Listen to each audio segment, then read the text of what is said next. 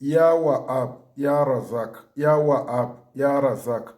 1111 ló fẹ́ ṣe. Ṣe ètò yìí nínú àwẹ̀ tá wà nínú ẹ̀ yìí. Virgin olive oil ló máa bá mi wá. Virgin olive oil original one tá mọ̀ sí seitun. Àwa mùsùlùmí la ní. Tọ́lọ́run bá ń sọ pé wà tí ní wá seitun. Suratu Tin. Ó ti yé yín. So virgin olive oil yìí rọra bu ìwọ̀nba. Àbí kò ṣí ìdérí ìgò ètò bá rà.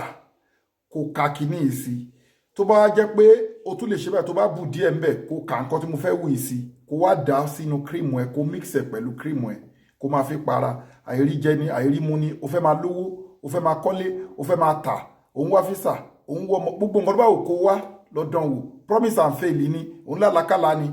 ṣàdúrà yìí sí ọ̀nà ẹ̀ á ṣí inú ẹ̀ á dùn ayọ̀ ẹ̀ á kún torórúkọ ọlọ́run ọba ò specify sórí nǹkan ẹyọ kan gbogbo nǹkan lè forúkọ ọlọ́run ọba yanjú ó yẹ so bá mi gẹ́ẹ̀tì seitun virgin olive oil wá wá ka Ya Wahab Ya Razak Ya Wahab Ya Razak Ya Wahab Ya Razak wá kà sí nígbà 1111 tó bá kà sí direct báyìí máa ṣe kẹpọ̀ wá tá ò sí tó bá ti parí ẹ̀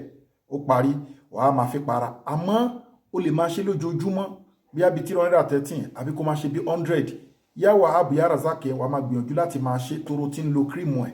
kódà o lè máa ṣe 1111 at any time ló lè máa ṣe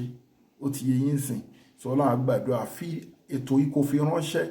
virgin olive oil ká Ya Wahab Ya Razak 1111 sí kó máa fi para àbí kó bù kékeré inú ẹ̀ kó kà á sí kó mix ẹ̀ mọ́ kírìmù ẹ̀ kó máa fi para kó wá máa ṣe Ya Wahab Ya Razak yẹn kó máa ṣe dáadáa bóyá 100 times bóyá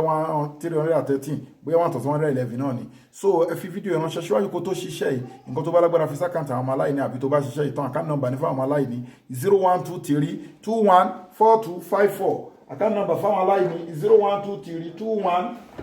4254 Global Dahiratu Dhikrlahi Islamic Organization Wema Bank of Nigeria gbogbo ẹni tẹ́ ń fi ájà àti múra tẹ́ fi ń ṣètọrẹ àánú ẹgbẹgbẹ Global Dahiratu Dhikrlahi small but mighty